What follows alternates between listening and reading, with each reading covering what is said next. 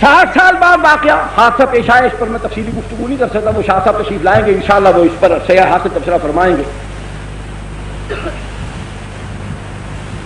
تمام شیعہ سنی مورخین، تمام شیعہ سنی مورخین اس بات پر متفق ہیں کہ محرم کی 10ویں کو یہ جو کچھ آج ہو رہا ہے یہ واقعہ کربلا کے پورے 300 سال بعد شروع ہوا۔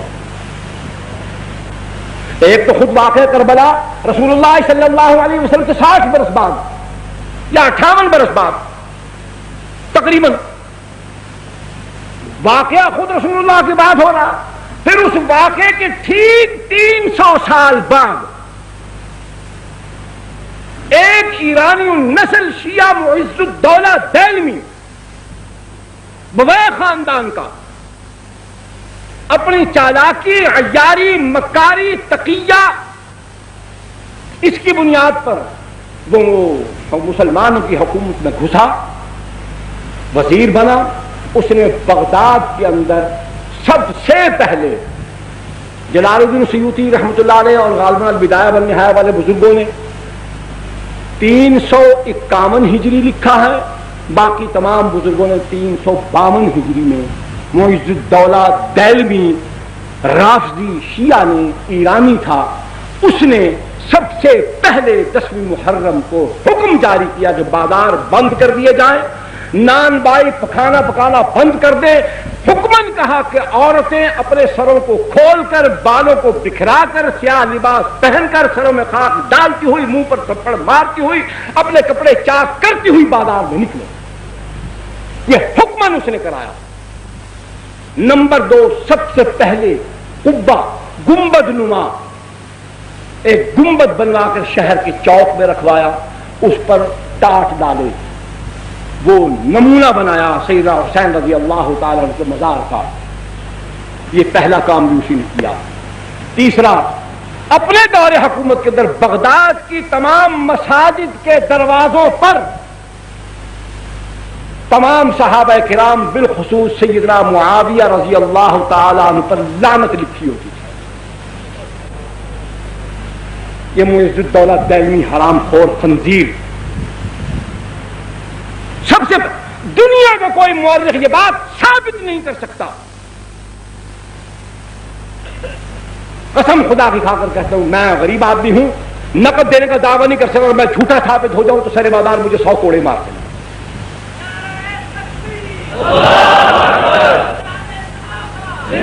سیدنا حسین رضی اللہ تعالی عنہ کی شہادت کے ٹھیک 300 سال بعد معز الدولہ دہلوی، نام یاد رکھیے، شیعہ تھا، مکاری سے وزیر اعظم بن گیا، بغداد پر قبضہ کر لیا، وہاں اس نے حکمن 10ویں محرم کو یہ کام شروع کروایا۔ عورتوں کو حکمن باہر بھیجا کہ سر کھولو، بال کھولو، سیاہ لباس پہنو، سینہ کوبی کرو، اپنے منہ پر تھپڑ مارو، سر میں راکھ ڈالو، نوح پانی کرو، وا پیدا کرو۔ پھر سمجھ لو کہ یہ کیا آسان طریقہ تھا کہ جب عورتیں نوجوان ہوں، خوبصورت ہوں، سیاہ لباس ہو، بال کھلے ہوں، وہ واویلا کرتی ہوں تو تماشا ہوگا کہ نہیں ہوگا؟ دیکھنے والا کون کون شیطان کہاں کہاں سے اٹھ کر نہیں آئے گا؟ اور یہاں تو وہ کیا ہے کہ اس حالت میں وہ یاد نہیں آ رہا، فارسی کا شعر ہے کہ بڑے بڑے عباد اور زہاد جو ہوتے ہیں ان کا وضو بھی ٹوٹ جاتا، تسبیحاں ہاتھ سے چھوٹ جاتی ہیں۔ اس انداز میں اگر بازار کے اندر حسن کی فراوانی ہو اور جلوہ یار یوں حشر بدامہ ہو کر نکلے تو پھر کہاں کون ٹھہر سکتا ہے؟ بغداد کی سرزمین، بادشاہ کا حکم، اقتدار کا حکم، پھر کون نکلا ہوگا اور کس کس کو نکالا گیا ہوگا؟ کیسی کیسی ڈھونڈ ڈھونڈ کر نکالی ہوں گی، کیسے کیسے جلوے مہیا کیے گئے ہوں گے، کیسی کیسی افسرائیں نرتقیں دکھاتی ہوئی وہاں جلوہ افروز ہوئی ہوں گی۔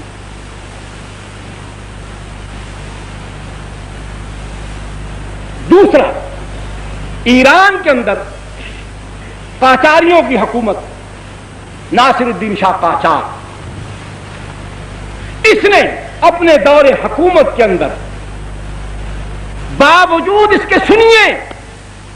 باوجود اس کے کہ وہ قاجاری رافضی تھے، شیعہ تھے، نسل در نسل سارے قاجار شیعہ حکمران آئے، صفوی خاندان، انہوں نے بڑے ظلم کیے ایران کے اندر، حالانکہ یہ مسلمانوں کی مفتوحہ سرزمین ہے۔ سیدنا عمر بن الخطاب رضی اللہ تعالیٰ عنہ کے زمانے سے لے کر حضرت معاویہ بن ابی سفیان سب کہیے رضی اللہ تعالیٰ عنہ تک، یہ ایران کی سرزمین بار بار سر اٹھاتی رہی، اور اس کو اللہ کے پاک پیغمبر کے تربیت یافتہ دنیا کے سب سے اعلیٰ اور مہذب انسانوں نے اس کو جس طریقے سے اس کو رام کرنا چاہیے تھا، تہذیب سکھانی چاہیے تھی، اس کو سمجھایا، سکھایا، لتاڑا پتاڑا چٹھاڑا فتح کیا، دین سمجھایا، لیکن پھر وہاں رافضیت کیوں پھیل گئی؟ بالکل انہوں نے وہی عمل کیا جو عمل آج، میری طرف توجہ فرمائی، جو عمل آج پاکستان میں جاری ہے۔ انہوں نے وہاں سنی مسلمان عوام کو کچھ نہیں کہا، صفوی خاندان کے بادشاہوں نے 20,000 سے زائد علماء کو قتل کر دیا، صرف علماء کو قتل کیا، تو علماء کے قتل ہو جانے کے بعد نہ دین بتانے والا کوئی ہوگا، نہ سمجھانے والا کوئی ہوگا، تو پھر جو ہم کہیں گے وہ خود بخود لوگ قبول کرتے چلے جائیں۔ بیداری تو علماء پیدا کرتے ہیں، علم ان کے پاس ہوتا ہے، سمجھاتے وہ ہیں، پڑھاتے وہ ہیں، عقائد کی اصلاح ہو، اعمال کی اصلاح ہو، اخلاق کی اصلاح ہو، سیاسیات کا معاملہ ہو، اجتماعیات کا معاملہ ہو، جب بتانے والوں کو، سمجھانے والوں کو، سکھانے والوں کو، رہبری کرنے والوں کو، قیادت کرنے والوں کو، سیادت کرنے والوں کو، ان سب کو مٹا دیا گیا، جس طریقے سے پاکستان کے اندر احسان اللہ فاروقی کو شہید کر دیا گیا، علامہ احسان اللہ ظہیر کو شہید کر دیا گیا، فیض عالم صدیقی کو بھی قتل کر دیا گیا، مولانا سید منظور الحسن شاہ صاحب ہمدانی رحمۃ اللہ علیہ، خیر بٹانی والے، ان کو شہید کر دیا گیا، مولانا حق نواز شہید رحمۃ اللہ علیہ کو شہید کر دیا گیا، ایثار القاسمی کو شہید کر دیا گیا، عبدالصمد آزاد لیے والے کو شہید کر دیا گیا، مولوی محمد یوسف فیصل آبادی کو شہید کر دیا گیا۔ کتنے علماء شہید ہو چکے ہیں؟ سنی مسلمان نوجوان کام کرنے والے کارکن اس کے علاوہ 100 سے زائد وہ ہیں، خفیہ طریقے سے جن کو مارا گیا ہے وہ الگ ہے۔ جب اسی طریقے سے اہل سنت والجماعت کا طرز عمل یہی ہوگا جو آج ہمارا ہے، تو بالکل وہی صفوی خاندان والا عمل پاکستان میں شروع ہو چکا ہے۔ یہ بھی اس بات کی نشاندہی کرتا ہے کہ سنی سن ہو چکا ہے، اس کے اندر غیرت دینی مر چکی ہے، اس پر پھٹکار پڑ گئی ہے کہ صحابہ کے پر لعنت بھیجنے والے مردود مرعون لوگوں کے ساتھ تعلقات کی وجہ سے خدا نے اس کا ایمان سلب کر دیا، اس سے غیرت دینی چھین لی ہے۔ قاجاری خاندان، صفوی خاندان نے ایران کے اندر اسی طرز عمل کے ساتھ رافضیت کو پھیلایا، حکمن وہاں جلوس نکلوایا، پھر اس کے بعد ہندوستان کی سرزمین پر زور و شور کیوں پیدا ہوا؟ کیا ہے؟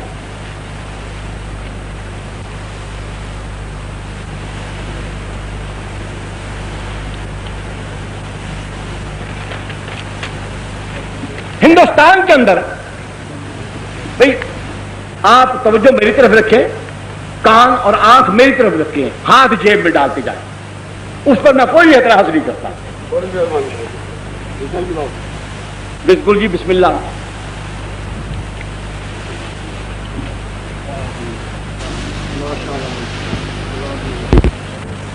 توجہ میری طرف رکھیں، یہ بیٹھو۔ ہندوستان میں اورنگزیب عالمگیر رحمت اللہ علیہ کے بعد لکھنؤ کے علاقے میں، اودھ کے علاقے میں، یہاں ایک گورنر تھا، نمائندہ تھا مغلیہ سلطنت کا۔ مغلیہ سلطنت کے اندر جب زوال آیا، کمزوری آئی، طوائف الملوکی پھیلی، ہر علاقے میں جہاں جہاں کوئی گورنر تھا وہ اپنی طور پر بادشاہ بن بیٹھا، القابات اپنے بنا لیے، اپنے علاقے کو، صوبے کو اس نے خود ایک سلطنت بنا لیا۔ یہ دور تھا، حکومت کمزور ہو گئی، تو وہاں پر بہمنی خاندان جو تھا انہوں نے لکھنؤ، جونپور اور فیض آباد، ان علاقوں کے اندر انتہائی سختی کے ساتھ، اپنی پوری قوت کے ساتھ، پوری قہرمانی کے ساتھ وہاں پر رافضیت کو فروغ دیا، جو آدمی محرم کے دنوں میں باہر نہیں نکلتا تھا، تعزیے کے جلوس میں شریک نہیں ہوتا تھا، اس کو سزا ملتی تھی۔